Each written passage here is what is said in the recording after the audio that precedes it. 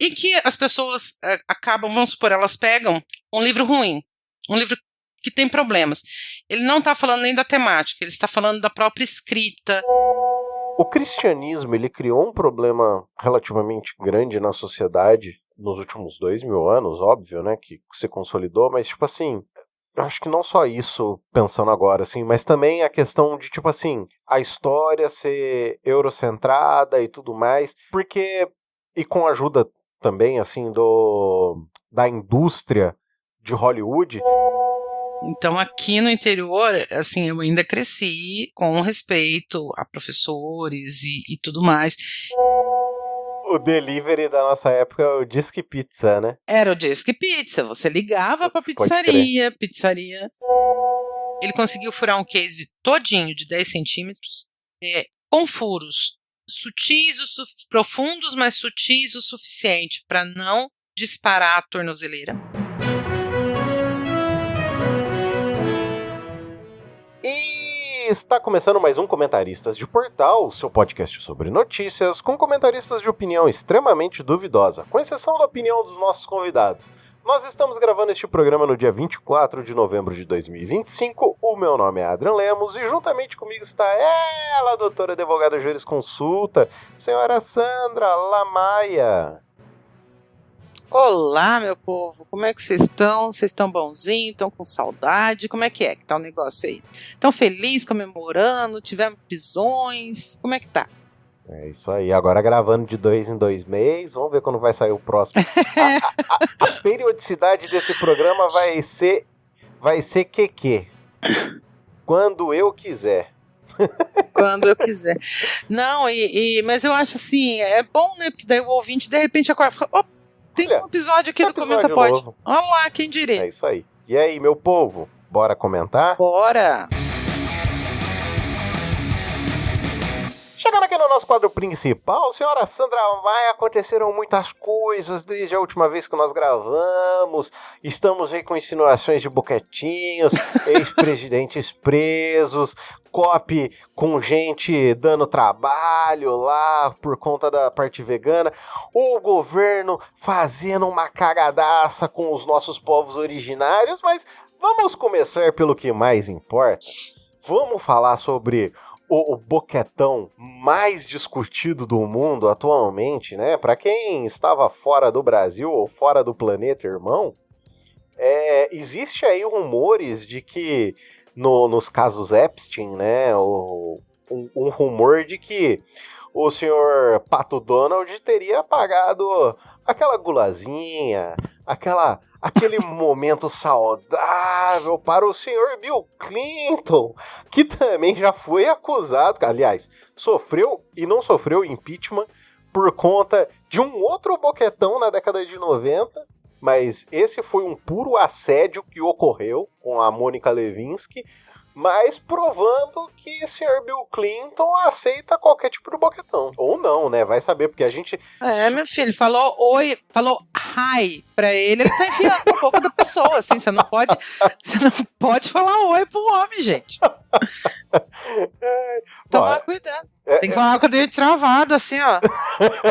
Tem que tomar cuidado, porque se sorrir muito... Tem? Nossa senhora! Você gorfa. O homem é um perigo, gente. Sim. Mas você sabe por que acontece isso, né? Não tenho ideia. Acontece muito sexo oral nos Estados Unidos. Porque os Estados Unidos, aquele povo é muito estranho.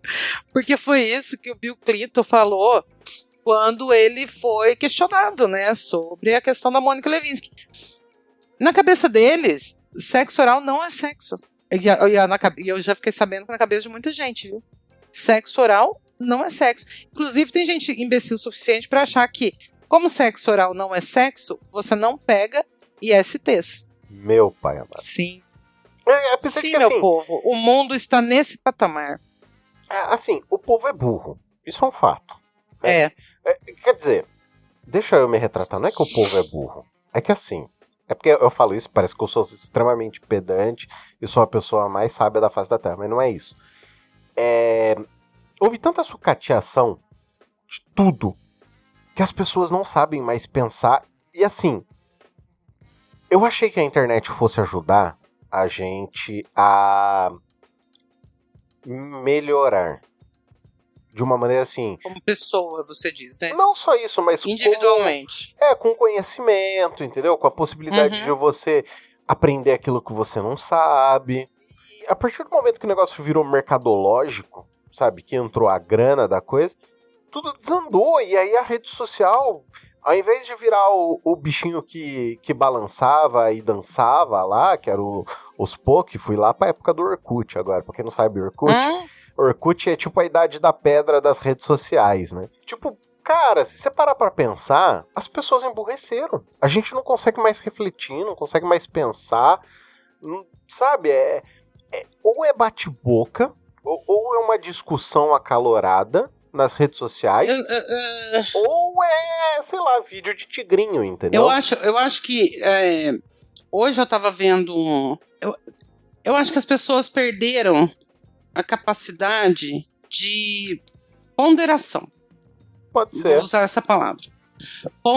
De você me falar uma coisa e eu ponderar sobre aquilo que você está me falando. A internet deixou tudo muito reativo. Então eu não gosto, eu já xingo. Eu não paro para pensar, ponderar, arrumar as minhas razões para concordar ou discordar e então eu responder. Porque antigamente era assim que você conversava com uma pessoa, mesmo numa mesa de bar. Sobre filmes, sobre livros, sobre qualquer outra coisa, você falava, as pessoas falavam, mas eu acho que tal coisa. Não, mas você viu tal coisa? Era uma conversa, entendeu? Era uma troca de informações, de ponto de vista, você conseguia conversar.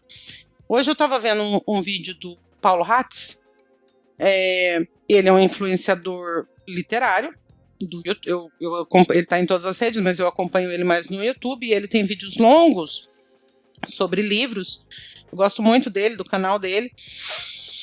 E ele fez um vídeo, e aí eu fui nos comentários, e o vídeo dele era sobre o seguinte, de como que as pessoas deveriam diversificar o que leem. Embora tenha, por exemplo, eu gosto muito de thrillers, de investigações, de suspenses, esse tipo de coisa.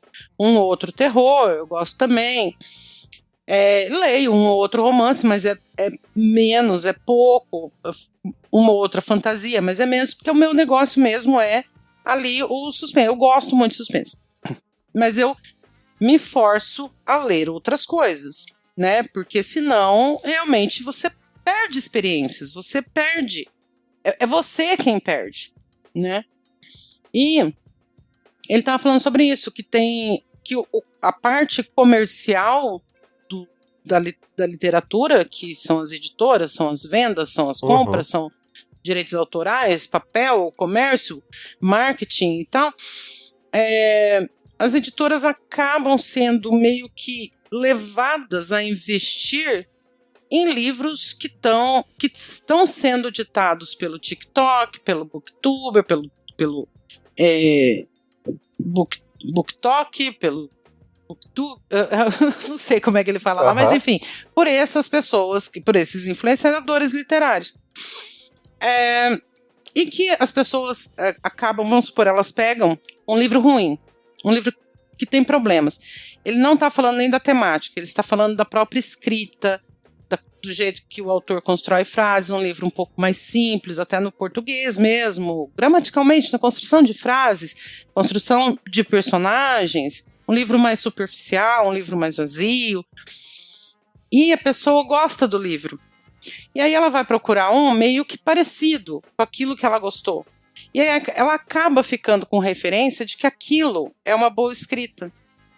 E aí, às vezes, ela pega um livro um pouco mais complexo e ela acaba achando um livro difícil, um livro travado, e na verdade não é isso. É ela que está com uma referência abaixo do nível que ela deveria estar. Ele falou, então, e aí ele estava falando, diversifique, leia outros temas, outros autores de outros países, continentes, diversifique a sua leitura para que você fique mais rico. Aí pegaram este vídeo, que é excelente, é uma ótima conversa, é um ótimo conselho, é um ótimo debate. E daí eu fui ler os comentários no YouTube e diz que estavam massacrando ele no Twitter, porque diz que ele estava falando mal de autoras mulheres, diz que ele estava xingando leitores de livros de hot, de dark romance, fantasia, sabe? E não era nada disso o vídeo. Então, assim, primeiro que tem uma coisa de que as pessoas não ponderam, elas simplesmente não gostam, elas não querem ser contrariadas, você entendeu? Sim. Porque a bolha fez isso, como todo mundo que está na sua bolha concorda com você se acha o Deus da sabedoria, né? Sim. E quando alguém discorda de você, meu Deus, né? Essa pessoa é burra, essa pessoa porque eu sou um Deus. Todo mundo me dá curtida, todo mundo me dá coraçãozinho, como assim eu posso estar errado? Uhum. Né? Então, tem essa autoafirmação que faz você sentir uma coisa que você, desculpa, gente, mas é verdade, você não é tão inteligente assim, você não é tão legal assim, você não é tão sábio assim, você não tá tão por dentro das coisas assim, é assim que é a vida, né? Se você for parar pra pensar, Sandra, a gente é só 8 bilhão ovos do planeta, então, tipo... A gente é nada. O que é 8 bilhão avos, entendeu? E assim, as pessoas, elas são... elas precisam entender que elas têm defeitos. Porque se elas não conseguirem entender que elas têm defeitos... Eu não vou chamar de defeitos, deficiências, entendeu? Mas será que deficiência seria a melhor palavra? Não sei. Porque deficiência é o déficit, né? Você tem ali um déficit, você não tem... Falta de? A falta de. Você precisa ter consciência das suas deficiências, né? Você precisa compreender que você precisa... Por isso que a gente vive no coletivo, porque o que falta em mim, eu encontro em outro. Isso é verdade. Você entendeu? Sim. Eu encontro numa outra pessoa que vai me explicar determinado assunto ou que vai fazer determinada coisa para mim. Uhum. Né? Essa que é a troca de serviço. Aí eu já estou falando de uma outra coisa, mas você entendeu sim. A questão. É por isso que serve uma sociedade, né? E quando duas pessoas debatem com respeito e seriamente, elas crescem juntas. As duas aprendem. Não existe ganhar ou perder um debate. Existe debater um assunto. Ninguém necessariamente está certo ou errado, né? São apenas visões de mundo diferentes. Uhum. E às vezes complementares, ou às vezes antagônicas, mas que todo mundo vai ser compreensivo. E aí pegaram esse vídeo dele e foram lá e estavam... Por quê? Porque além de ser extremamente, parece que doloroso para as pessoas hoje em dia saber que tem alguma deficiência, nesse caso que ele estava apontando, que é você se enfiar, meter a sua cabeça num determinado buraco literário e ali ficar pro resto da sua vida e não aproveitar outras coisas, outros livros, outras histórias, outras sabe, outros atores, outras visões de mundo. Além de você não conseguir fazer isso, você acaba fazendo parte dessa massificação que vai para um lugar só. Sim. Sabe? Todo mundo está lendo este livro, tá? Tem outro, e os outros atores ficam sem marketing, sem conseguir editar suas histórias, porque a gente vive num mundo capitalista onde a editora não vai querer arriscar num autor novo e deixar de comprar os direitos de um livro que está bombando no BookTube, no Tóquio, eu não sei como é que chama esses diachos dessas coisas, porque eu sou uma pessoa velha. Até esses dias eu tava conversando com o Dalton, tudo, né, porque teve um caso de um policial que entrou na escola e, tipo, armado e foi tirar satisfação por conta de um desenho de orixá. E, tipo assim, o cristianismo, ele criou um problema relativamente grande na sociedade nos últimos 2000 anos, óbvio, né, que se consolidou, mas, tipo assim, eu acho que não só isso, pensando agora, assim, mas também a questão de, tipo assim, a história ser eurocentrada e tudo mais, porque, e com a ajuda também, assim, da indústria de Hollywood, que mitologia se tornou somente a mitologia grega, sabe? No máximo ali uma mitologia, como que é o nome? Nórdica. Romana. Mitologia grega ou romana, um pouquinho da nórdica, a nórdica ainda mais agora, assim, sabe? Mais recentemente, Sim. Por causa de Thor, Odin. E as pessoas não entendem que história e mitologia é algo muito próximo. E Cristo é um tipo de mitologia, entendeu? E as pessoas não conseguem conceber isso. Que Cristo é um tipo de mitologia, que os orixás fazem parte de outra mitologia, que os deuses gregos... É que as pessoas não têm uma noção do que é cultura. Sim. Elas acham que cultura... Quando você fala para a maioria das pessoas o que é cultura, ela acha que cultura é arte. Ela confunde cultura com arte. Sim.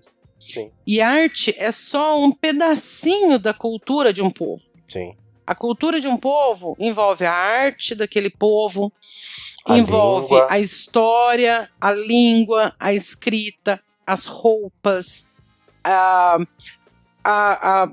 religiosidade, o panteão religioso. Tudo isso, a comida que se come ali, tudo isso é cultura, entendeu? Tudo. E aí, como você vai falar de cultura afro-brasileira, sem falar da religiosidade e do panteão dos povos que vieram escravizados Sim. e que teve tanto sincretismo e tanto...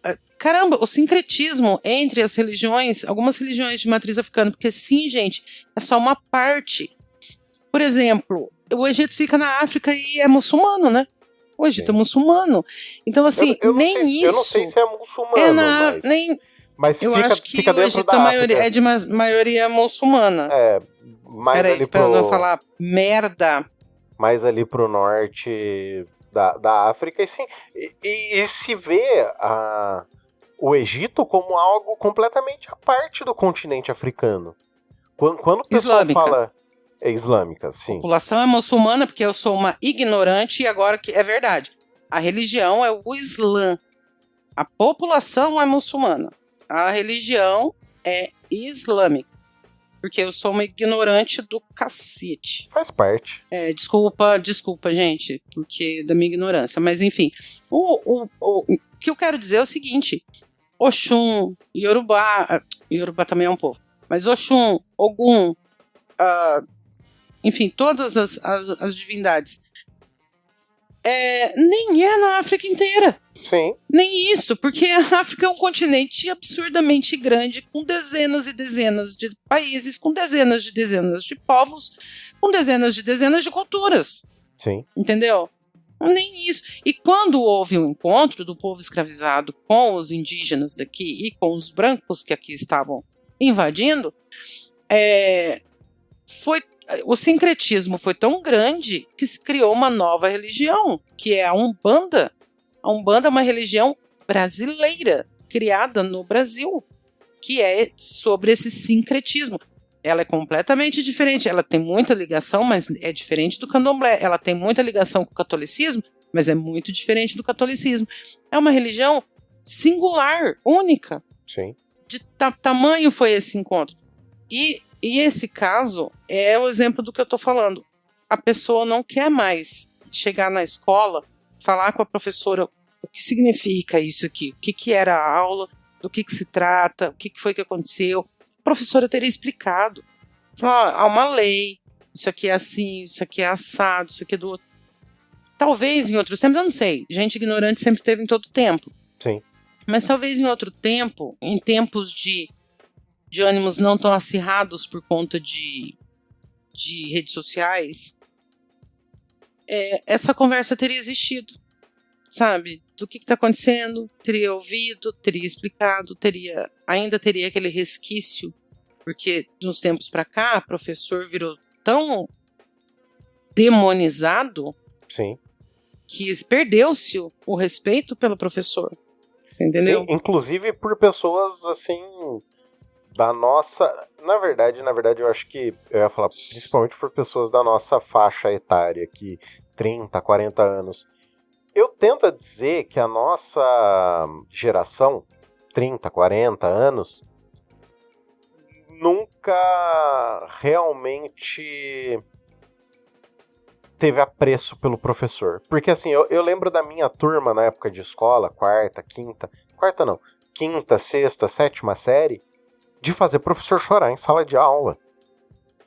E tipo assim, ver os alunos terem isso como um achievement, assim, sabe? Como satisfação, algo... né? Isso, tipo assim, ó, a gente fez aquele professor chorar, entendeu? Tá aumentando a carteira, né?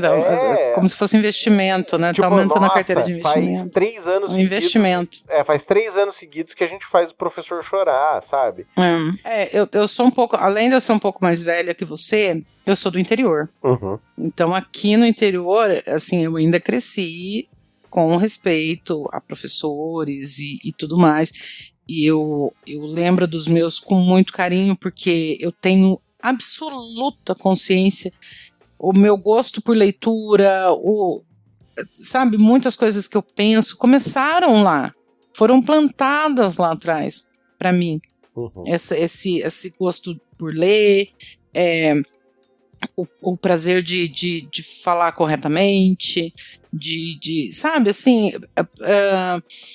não passar vergonha achando que a guerra da Palestina e de Israel fica dentro do próprio país, como certos cidadãos da América. Mas, enfim, eu sei da importância deles na minha formação, como pessoa. Não estou nem falando como estudante e tal, mas como pessoa mesmo, sabe? Sim. Aprender a respeitar, aprender a ter compromisso com as coisas, né? Claro que não tô falando que eu só aprendi isso na escola, em casa também, tá? Mas eu sei da importância de tudo isso. Você falou essa questão de compromisso, né? Eu tava ouvindo o Vira Casacas da semana passada, porque eu tô meio atrasado com o podcast, né? Então eu tô ouvindo as coisas da semana passada ainda. E o Gabriel Divan e o Felipe Abal estavam justamente falando sobre isso, sobre esse ponto de que o jovem, ele tá num ponto de que, assim, ele não é que, tipo assim, ele tá apático, ele não quer mais nada com nada, que, tipo assim, parece que eles não veem mais esperança, e eu tenho essa mesma sensação, sabe? Na verdade, eu não tenho mais esperança, porque... Eu não sei se é uma questão de desesperança, ou se é uma questão de me acostumei com as facilidades, então tudo que demanda um pouco mais de esforço talvez não seja para mim, talvez não me interesse fazer. Porque assim, eu não tô de saudosismo, gente, só tô contando fatos. Para você assistir um filme, você tinha que sair da sua casa, ir até a locadora, e isso... Era longe a locadora. A locadora, pra quem não sabe, é a Netflix versão física. Isso. Era uma loja, não sei se as pessoas... Mas era uma loja onde tinham vídeos cassetes, depois passou pra DVD. Nossa, pode crer. E que você ia lá, pegava na sorte um que você queria assistir, porque também não tinha essa caralhada de... Você sabe onde você via trailer? Quando você ia no cinema... E aí antes do filme passavam os trailers dos filmes que iam ser lançados posteriormente para ver se você queria ver algum. Então assim, você ia lá na locadora para passar o final de semana, vamos ver um filme, 2, enfim, você escolhia o filme aleatoriamente, né? Às vezes você dava sorte que o filme era muito bom pela capa e por quem tava lá na capa, né? E às vezes era muito bom, às vezes era uma merda, e você passava o final de semana todo com raiva. Pode crer. Levava multa se você não rebobinasse a fita. Exatamente. Porque tinha que entregar pronta para outra pessoa usar. Então, isso já é uma questão de responsabilidade e compromisso que você tinha. Verdade. Pense no outro que o outro vai chegar querendo ver o filme e ainda vai ter que rebobinar toda a fita porque você não quis fazer serviço. Então, essas pequenas responsabilidadezinhas, esses pequenos pensar no outro, meio que acabou. Hoje em dia não tem mais, sabe? Então, assim, aí a gente ia até lá, escolhia, pagava, levava para casa, e daí na segunda-feira você tinha que ir até lá de novo para devolver, rebobinado. Sim. Então você dava valor naquilo, entendeu? Para você era uma questão. Para você ler livros, você necessariamente ou precisava ir numa livraria, comprá-los, ou você precisava ir até a biblioteca da sua cidade ou da sua escola, pegar um livro e fazer todo o cadastro, e aí você pegava, levava para casa uma semana depois, e você tinha uma semana só para ler aquele livro, então você não podia ficar enrolando, e depois de uma semana ou você ia lá devolver, ou você ia renovar a retirada do livro. Então tudo era um pouco mais difícil, né? Se você quisesse comer uma pizza, você tinha que sair da sua casa. Não, o Disque Pizza já tem há mais tempo, mas, né, normalmente, hoje em dia não é muito assim também, mas o Disque Pizza já tinha. O delivery da nossa época é o Disque Pizza, né?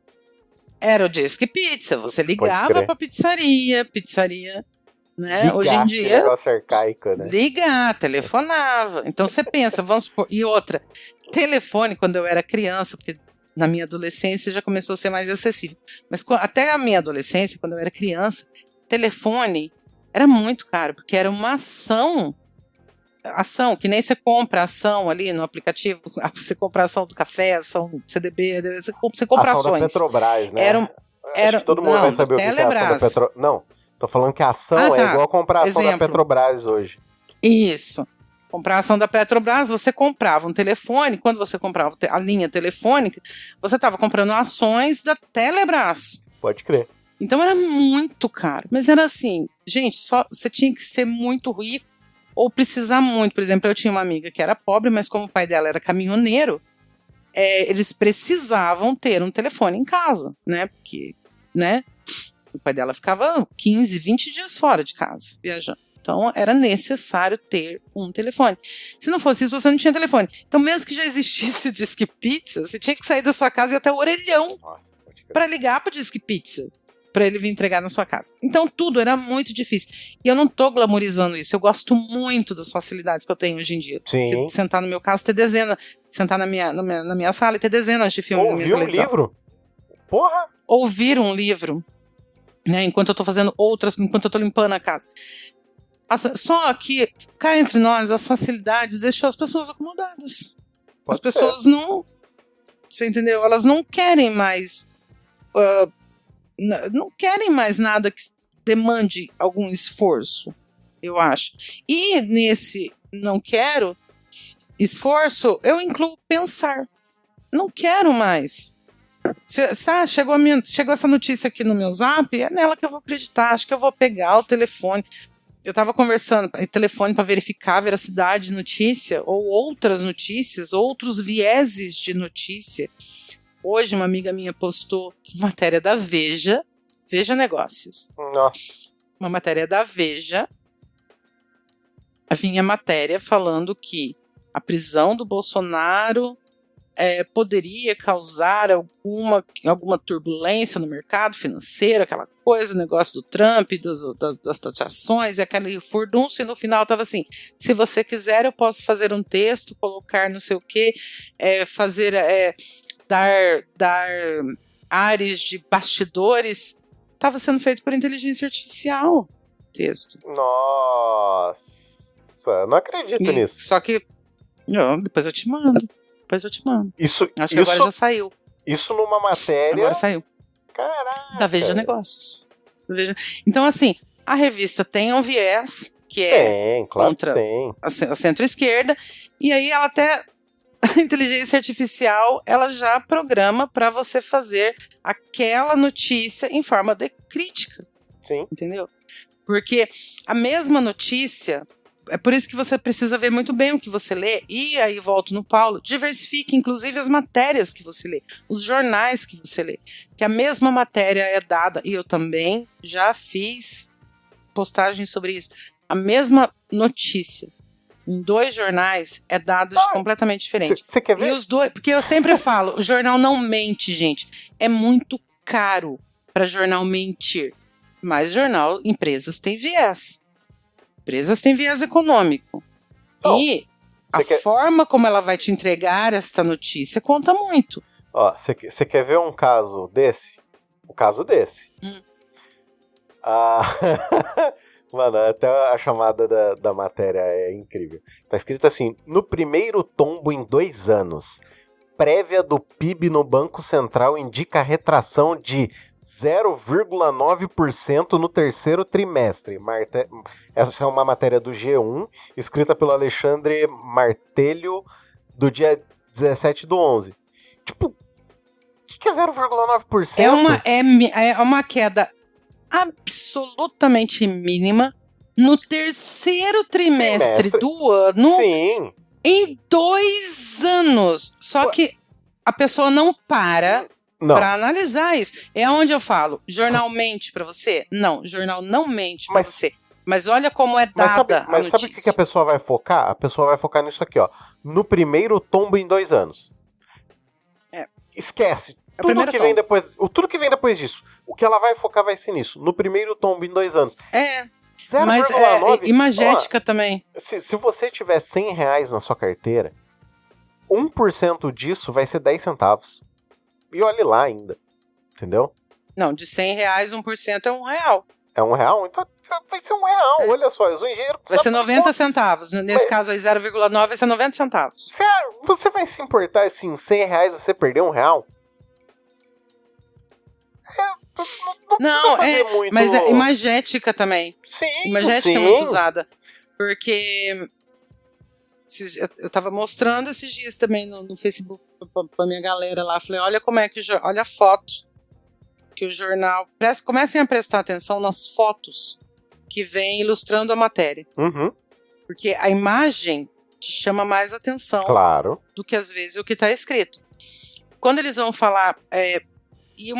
aliam a manchete, como eu digo, o jornal não vai mentir para você, mas há formas e formas de falar, de informar você sobre a mesma notícia. Sim. Então, ao invés de ele falar assim, STF, por exemplo, já vamos entrar nesse assunto, STF prendeu Bolsonaro. Uhum.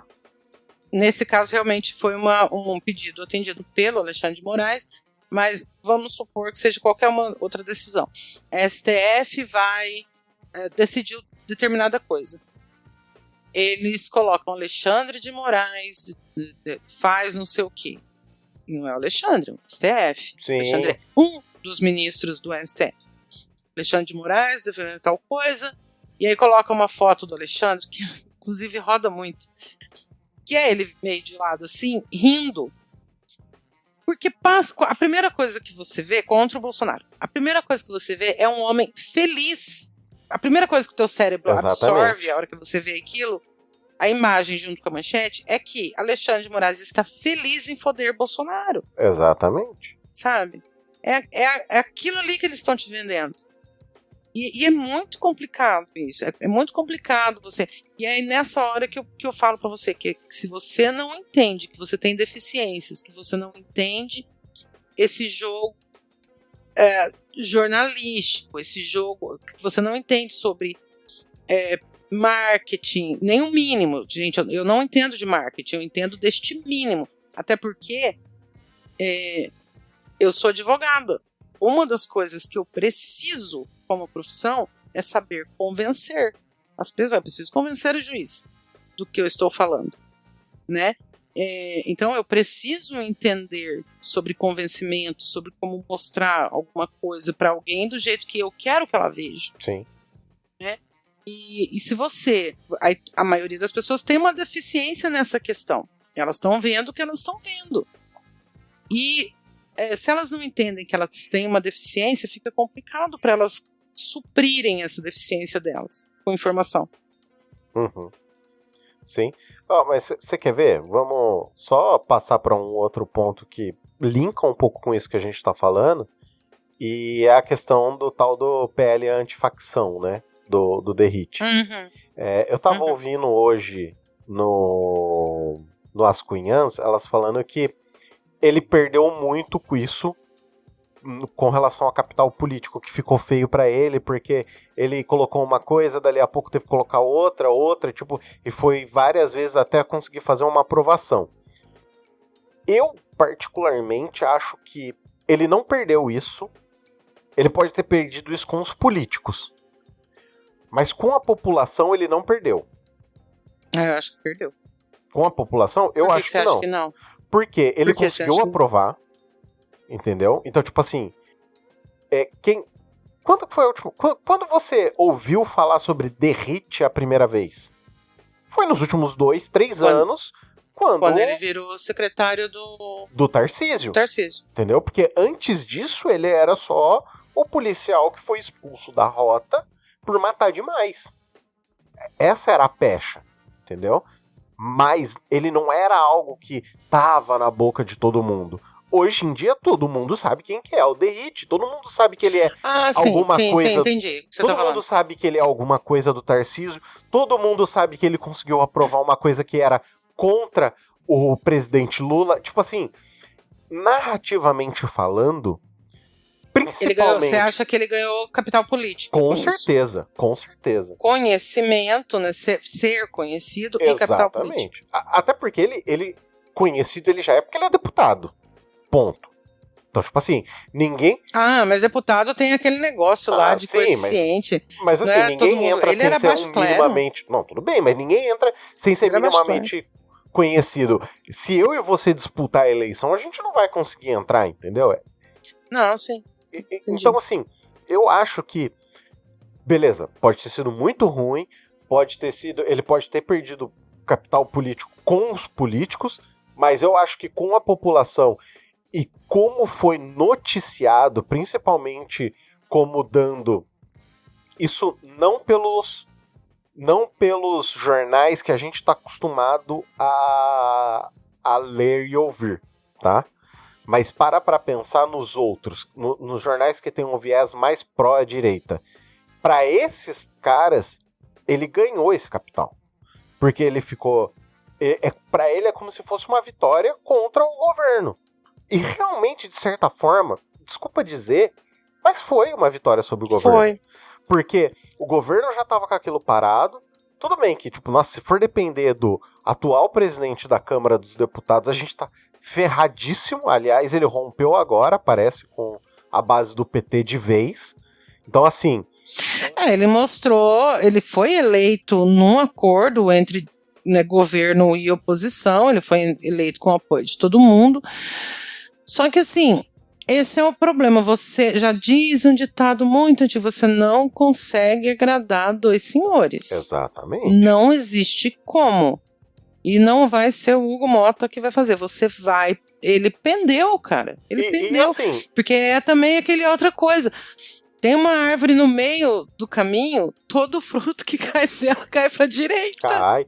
Não, mas você tem uma árvore no centro, o fruto vai sempre cair pra direita. E eu acho que nesse ponto, o governo também tá errando demais, Sandra, demais. Porque, olha, o Lula erra muito, mas erra muito. Cara... Colocar um Messias como o próximo indicado ao STF... Não tinha por que ser o Messias, cara. Não tinha por quê. Se ele tivesse... Cara, o Messias não agradou ninguém. Não agradou a esquerda.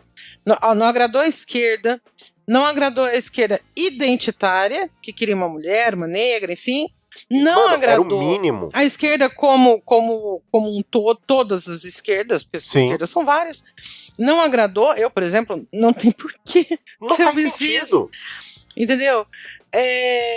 E deixou o Alcolumbre, que ali dentre as questões ali, era pelo menos ele não é próximo, ele não é pró-governo, mas o Alcolumbre é um bom político.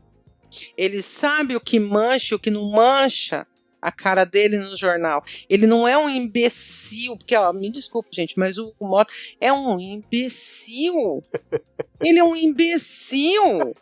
Ele não tem força, ele não tem força política, ele não tem força. Como diria o Celso Rocha de Barros, ele não tem espinha dorsal. Aquele homem não consegue ficar em pé. Ele não consegue manter a cabeça em pé. Ele tá sempre dobrado a alguém. Sim. Entendeu? E o Alcolumbre já não é assim. Ele é um bom político. Eu posso não concordar com ele, posso não ser do viés político dele, posso não concordar com ele em várias coisas, mas ele tem uma absurda noção de política. Uhum. Isso queima, isso é bom, isso não é. Não agradou o homem. Não, sim. Entendeu? E tipo assim, eu acho, pra ser bem sincero, o Lula erra muito, sabe? Demais, tipo demais.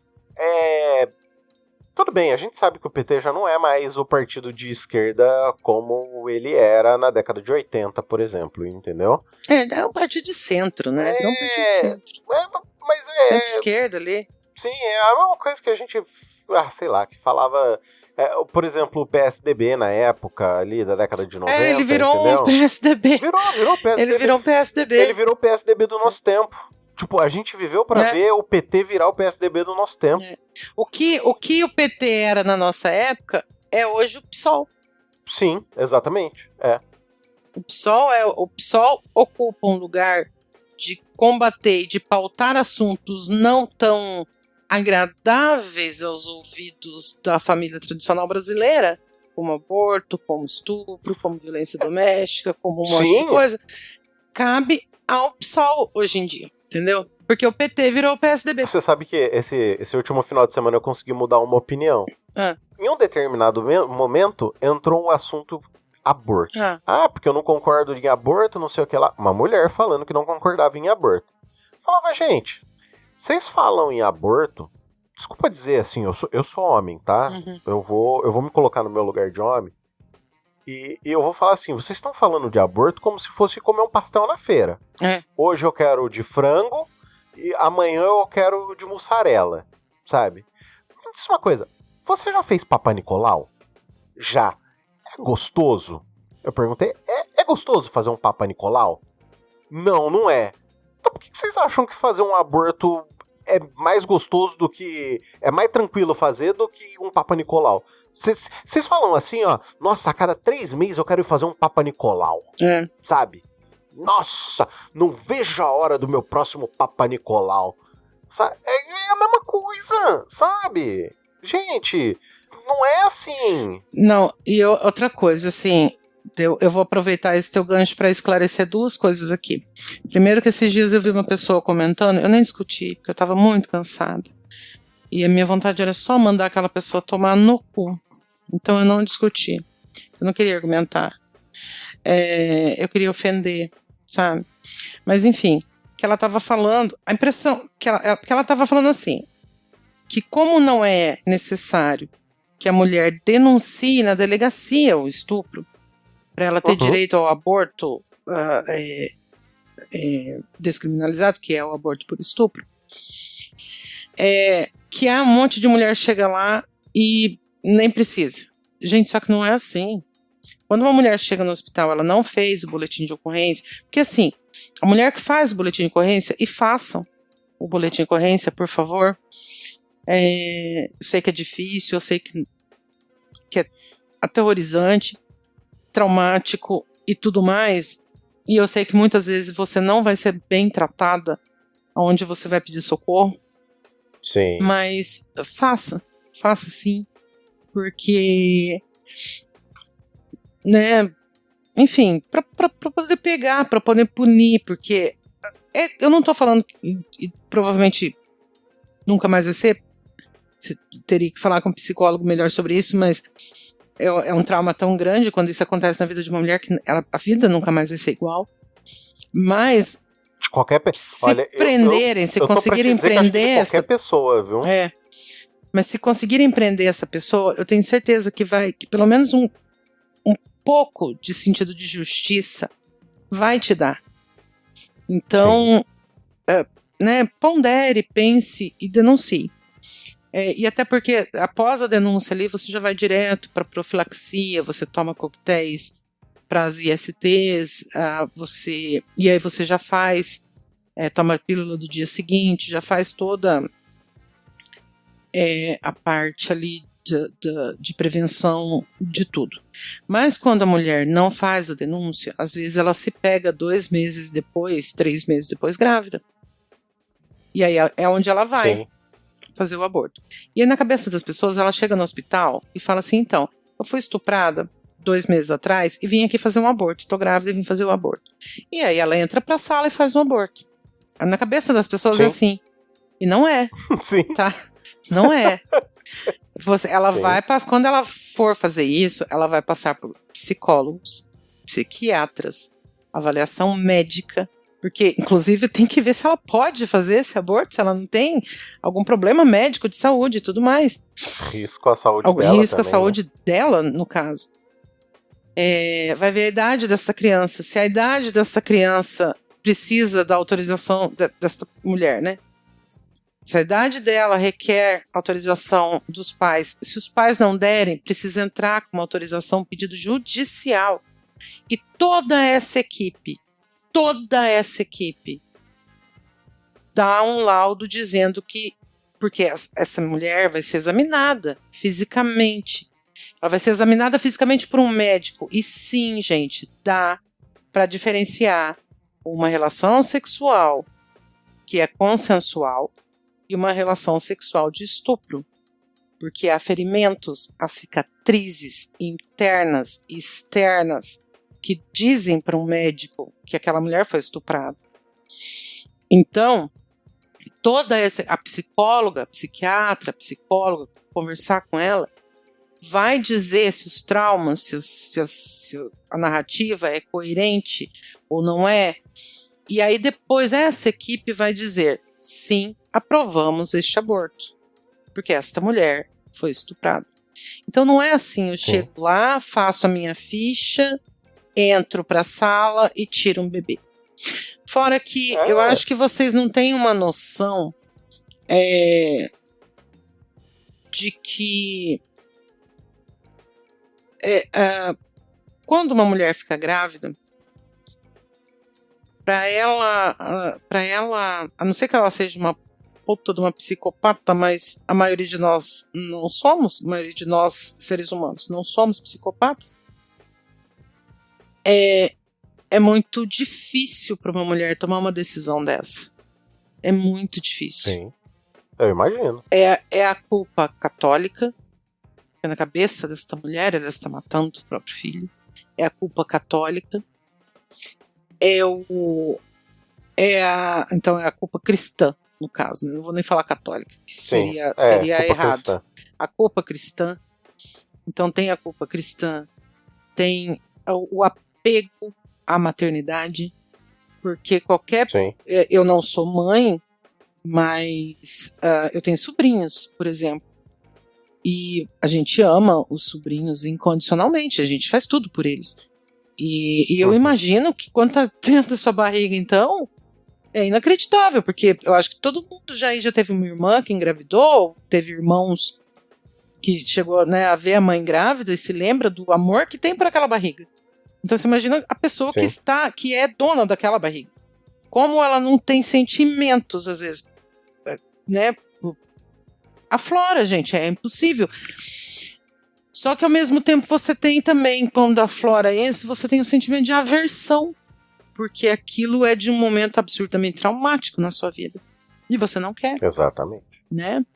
Então, assim, e aí depois de tudo isso, ainda tem o procedimento cirúrgico. Que é outro trauma, porque é como o Adrian disse, se não é agradável um Papa Nicolau, você imagina um aborto, sabe? Porque... tem a convalescência depois, ou você acha que vai sair de lá e vai tomar chopp no shopping? Eu imagino que no mínimo deve ter que fazer uma raspagem lá dentro. Traumático, é dolorido. É assim, cara, não deve ser um bagulho muito... Pergunte a uma mulher muito pesado. Se ela estiver disposta a falar com você sobre isso, que também é um momento doloroso para essa mulher, mas pergunte a uma mulher que você conheça que sofreu um aborto espontâneo e precisou fazer a curetagem para tirar o feto lá de dentro, porque ele não saiu de forma espontânea. Pergunte para ela se foi agradável. Pergunte a ela se ela sentiu dor. Pergunte para ela se ela sentiu culpa. Pergunte a ela como foi esse procedimento, que nem foi culpa dela, foi culpa do acaso.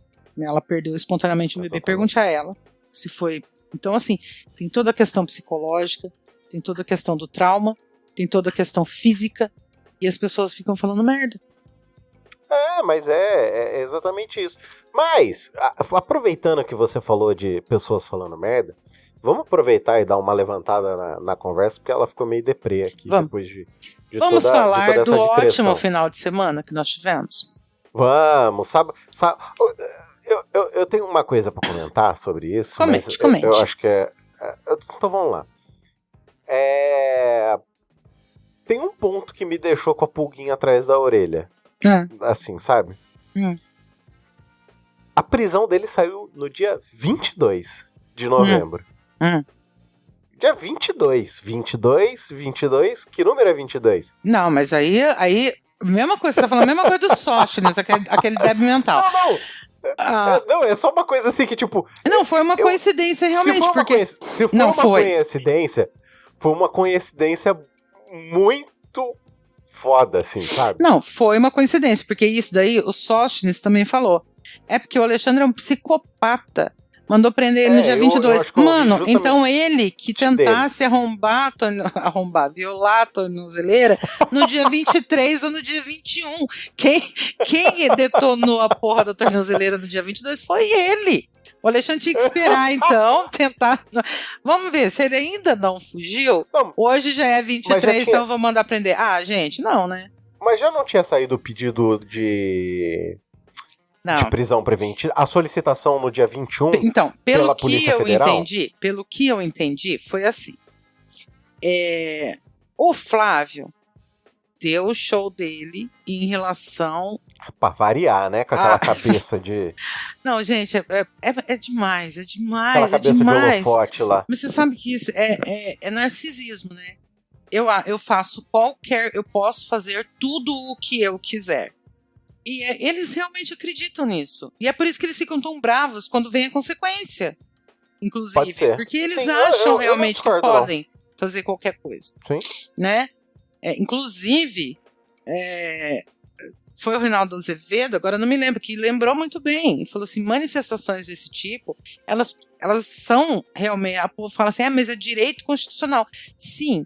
Mas a Constituição não te dá só direitos, gente. Ela te dá obrigações. Sim. Para você fazer uma manifestação desse tipo, ainda que é religiosa, mas não no templo no local religioso, no local de culto, você precisa de autorização das autoridades competentes. No caso, porque precisa de polícia, precisa disso. No caso, ele estava chamando lá para frente do condomínio. Gente, são pessoas que moram lá, elas não querem barulho na frente. Elas têm também direito. Não é só você que tem a porra do direito. Todo mundo tem o seu. Desde criança eu escutava minha mãe falar, o seu direito termina onde começa o do outro. Só que esse povo não entende. Eu só tenho direitos, eu não tenho um dever, caralho. Uma obrigação, o outro não existe pra mim. Falando assim, a gente falou isso a hora que começou o programa, e eu tô falando disso agora de novo, que as pessoas não pensam no próximo. Ó, pra você ver, esses dias, o que aconteceu? Pequenas coisas, gente, não acontece mais. Ó, pra você ver o que aconteceu esses dias.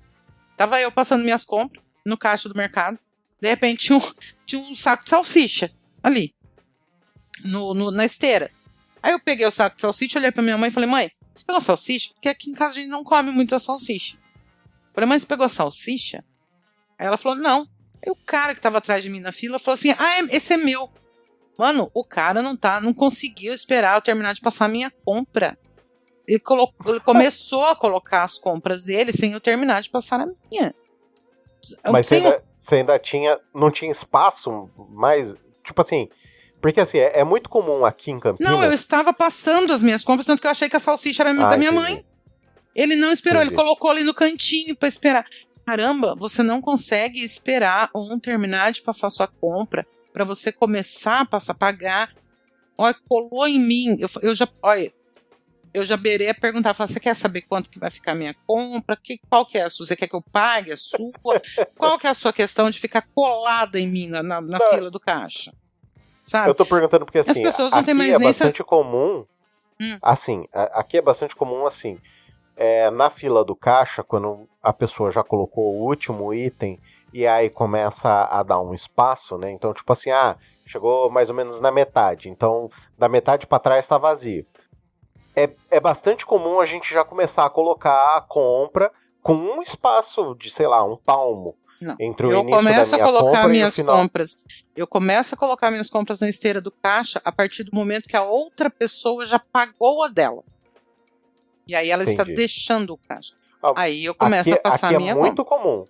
Não. Tipo, ficou metade do caixa, a gente já vai começar a colocar, Eu vejo gente fazendo isso aqui também. Só que eu acho a invasão de espaço absurda. Eu estou usando este espaço e eu estou utilizando do serviço desta pessoa.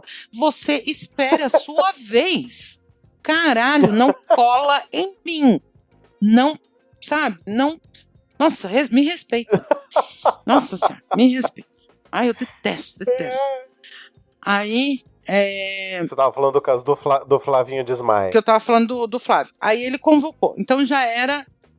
é ilegal? Não é ilegal, mas tá irregular. Você não chama um monte de gente, principalmente ele que tem alcance, você não chama um monte de gente pra ir bater panela na frente da casa das pessoas. Entendeu? Exatamente. Sem autorização, sem nada. Tanto que passeatas, manifestações são feitas em avenidas, dia de domingo, não em condomínio, gente, sabe? Porque atrapalha o descanso das pessoas. Aí ele já estava errado.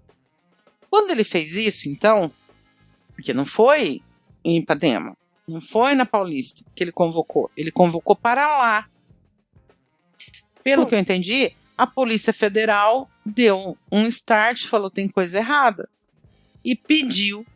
E o Ramagem tinha fugido, também tinha descoberto naquela semana que o Ramagem tinha picado a mula dele.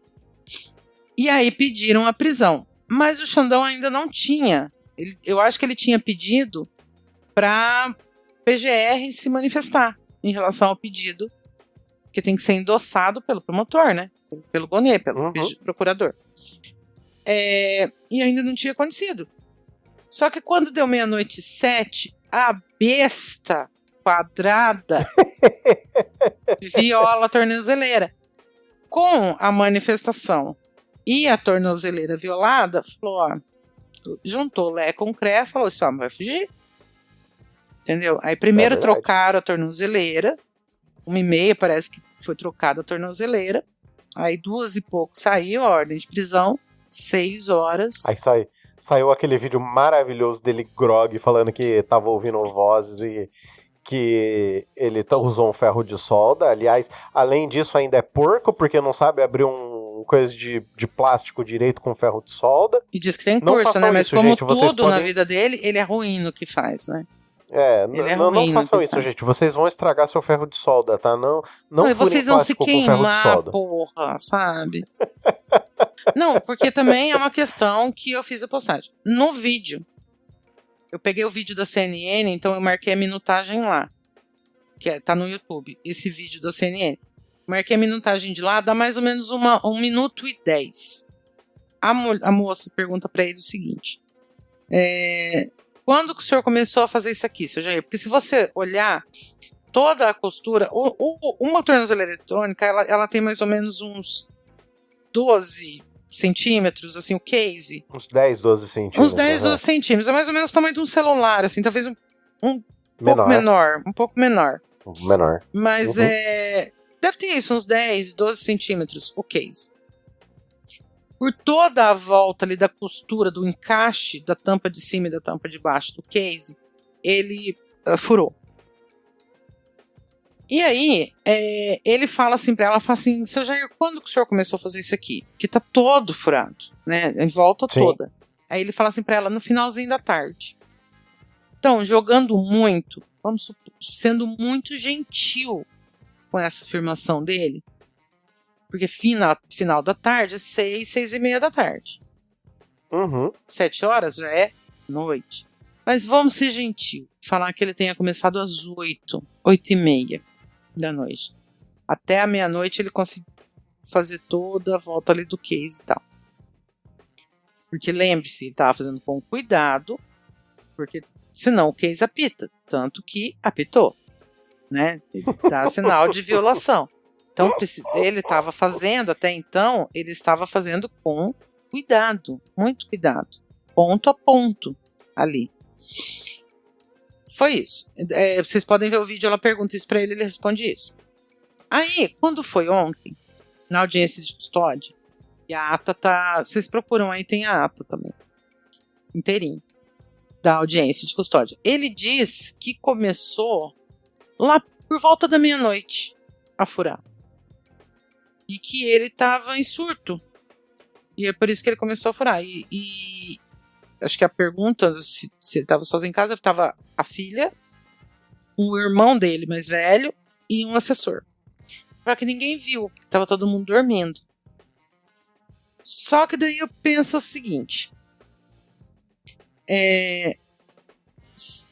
Um ferro de solda, gente, é pra derreter metal.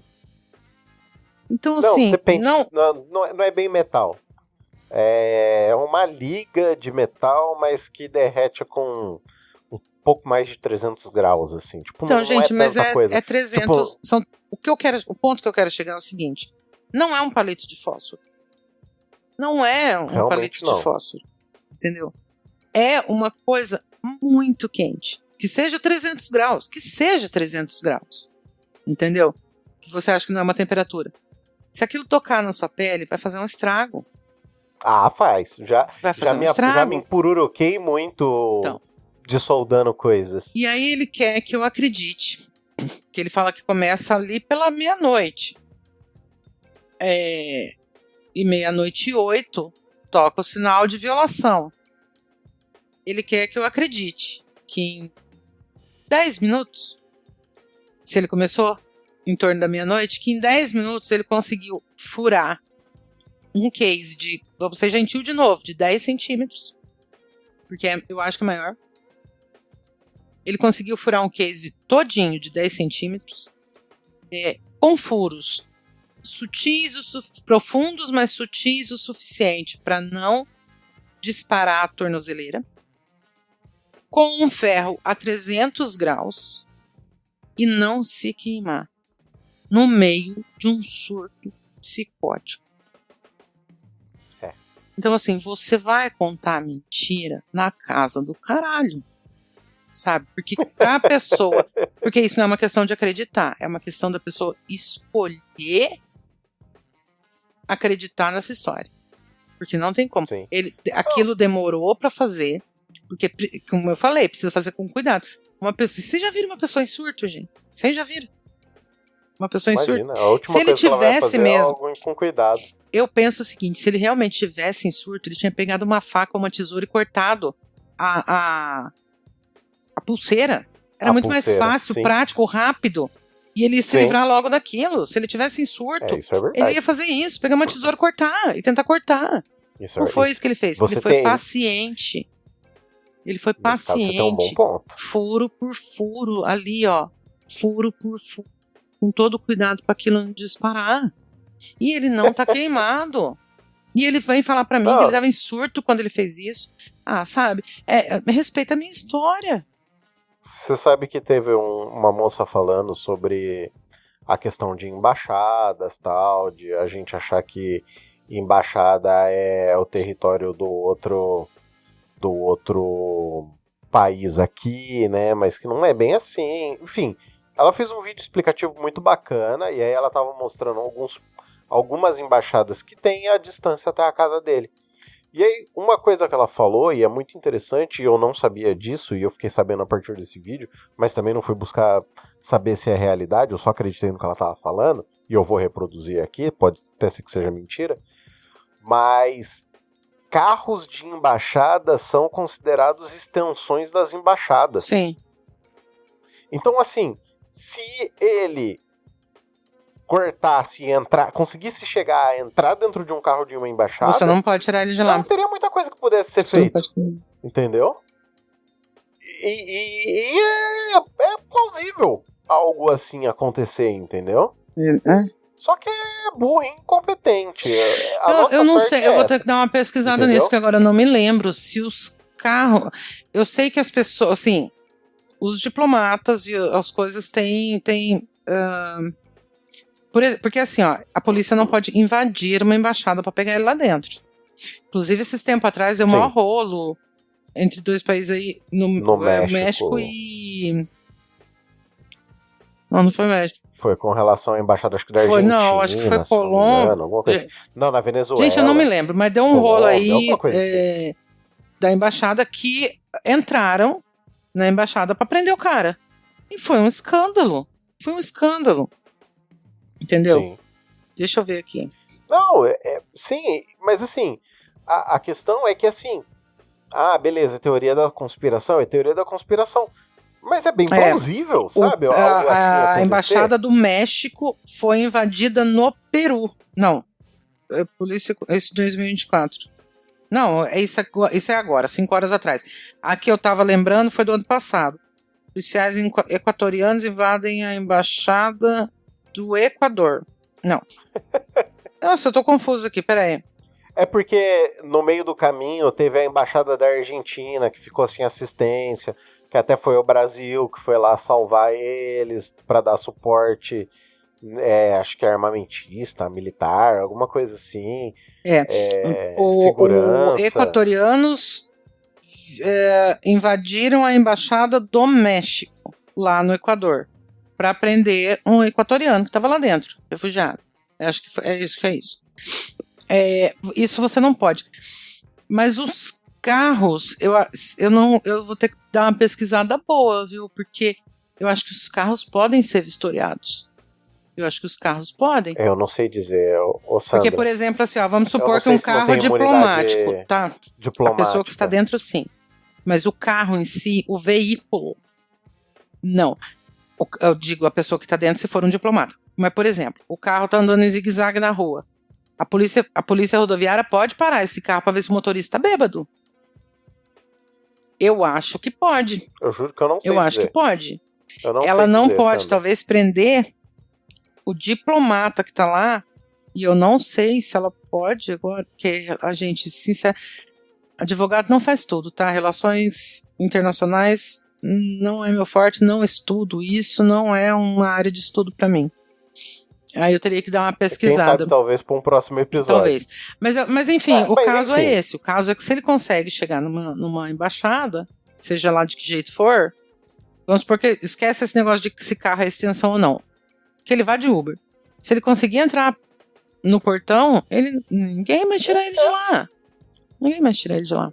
Sim. Não, mas sabe o que pelo menos importa? O que importa é que ele foi preso de vez agora.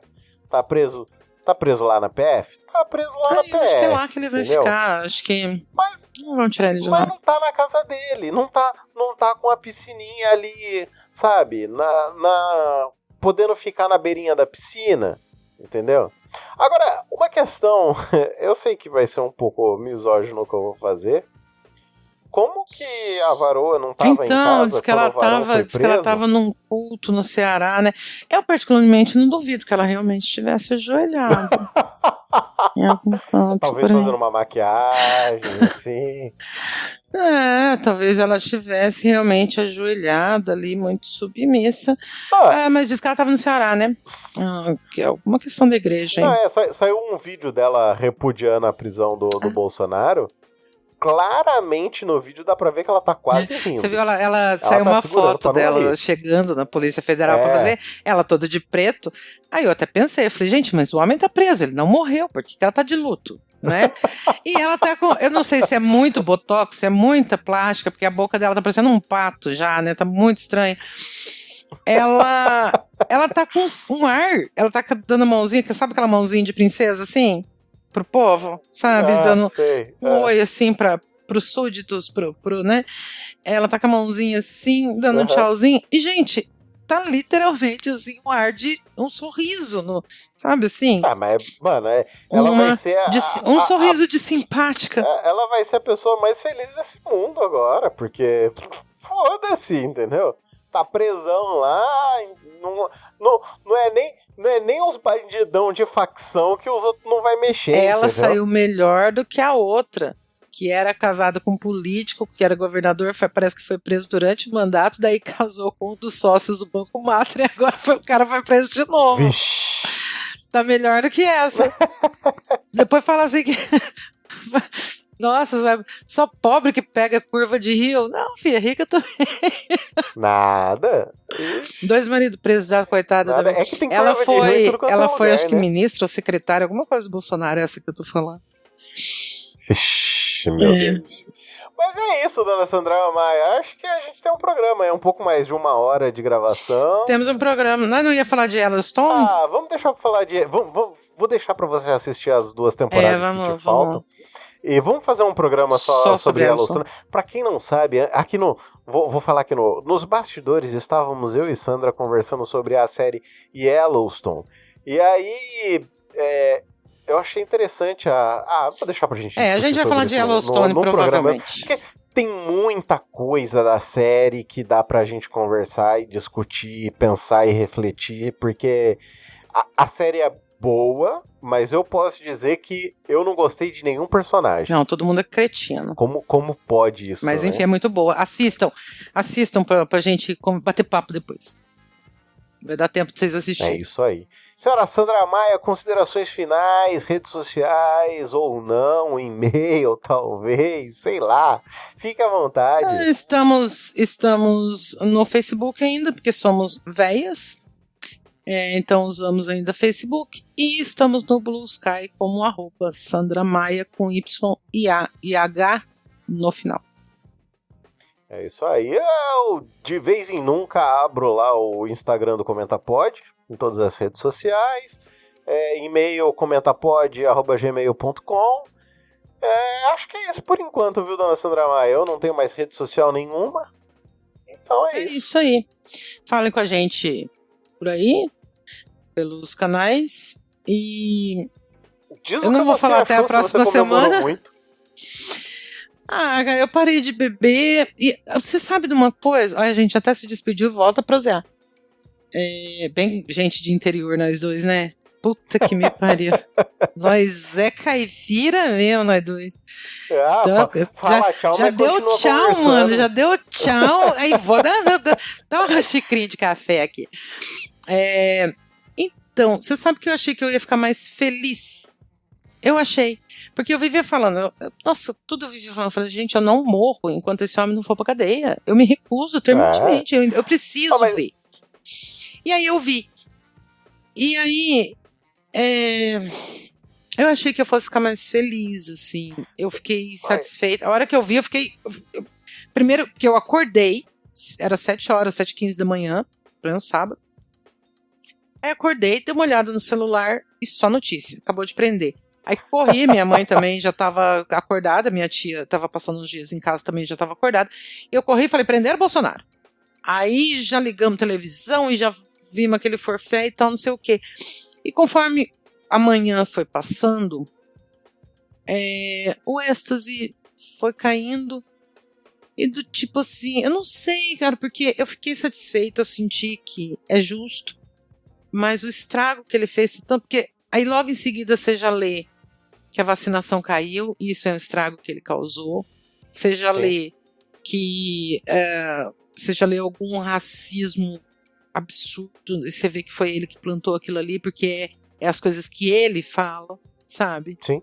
Que é mimimi, que é vitimismo, misoginia. Aí você vê... Então, assim, essa questão mesmo que a gente discutiu tanto sobre o policial e lá na coisa, isso tudo é pós-Bolsonaro, gente. A gente não tinha essas coisas há 6 anos atrás. A gente não tinha, né? E aí eu vejo que o cara vai, mas ainda a gente tem tanta coisa pra fazer, pra melhorar. Sabe o que eu te digo o pior? Você sabe o que eu digo o pior? É o seguinte, eu não bebo. Tá? Não, eu também não bebo. Mas eu tinha prometido pra mim mesmo que quando ele fosse preso, eu ia beber. Você acredita que ainda por cima eu não pude beber porque eu tava dirigindo? Então é isso, gente. Eu também não bebi. A gente fica por aqui. Aquele grandíssimo abraço. Até o próximo programa. Quem sabe algum dia. Tchau, tchau. Beijo e tchau.